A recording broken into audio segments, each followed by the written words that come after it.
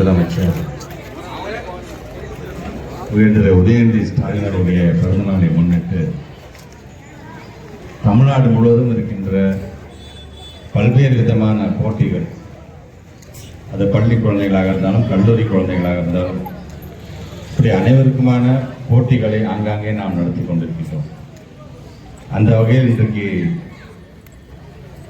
திருச்சியில் நம்முடைய திருச்சி தெற்கு மாவட்ட திராவிட முன்னேற்ற கழகத்தின் சார்பாக மாவட்ட மாநகரத்தினுடைய மாணவரணி சார்பாக இன்றைக்கு ஒரு மராத் போட்டி இன்றைக்கு இந்த பகுதியில் நாம் நடத்திருக்கின்றோம்.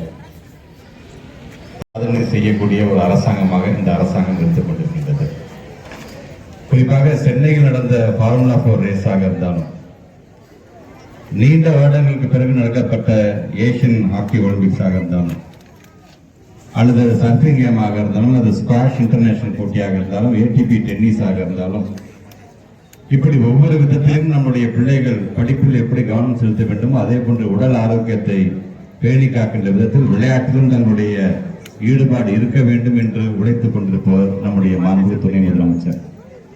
அதான் கிட்டத்தட்ட இந்த ஒரு 3 வருஷத்துல கிட்டத்தட்ட ஒரு 680க்கும் மேற்பட்டிருக்கின்ற வீரர்களுக்கு 12 கோடி ரூபாய் மதிப்பிலான பரிசுகளை வழங்கி அதை கௌரவப்படுத்தியிருக்கிறார் என்று சொல்லும் பொழுது, ஒட்டுமொத்தமாக இந்தியாவிலே நம்முடைய தமிழ்நாடு தான் விளையாட்டினுடைய தலைநகரமாக மாற வேண்டும் என்கின்ற எண்ணத்தில் பணியாற்றக்கூடிய நம்முடைய துணை முதலமைச்சருடைய பிறந்த நாளை எனது சொந்த வீடாக இருக்கின்ற திருவெங்கோடு தொகுதியிலே கொண்டாடுவதிலே நான் மிகவும் பெருமையும் மகிழ்ச்சியும் அடைகின்றேன்.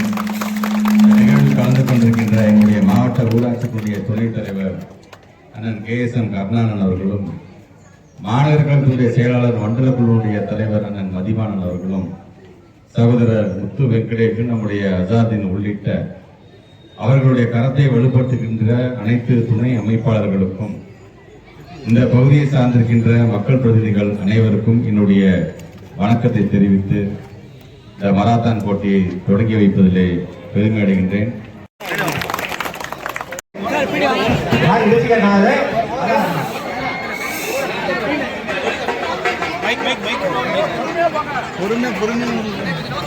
குழந்தைகளுக்கு இருக்கிற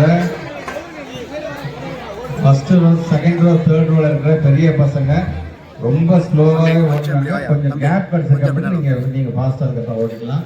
ஏன்னா ஃப்ரெண்ட்ஸுக்கு எல்லாம் சின்ன பிள்ளைங்களா நிற்கிறாங்க. அதனால முதல்ல அவங்க ஓட விட்டுட்டு அப்புறமேட்டு பொறுமையா நீங்க ஓடுறா. நீங்க வந்து ஜாக் பெரிய பசங்க கொஞ்சம் சொல்லும் போது சேஃப்டி முக்கியம்.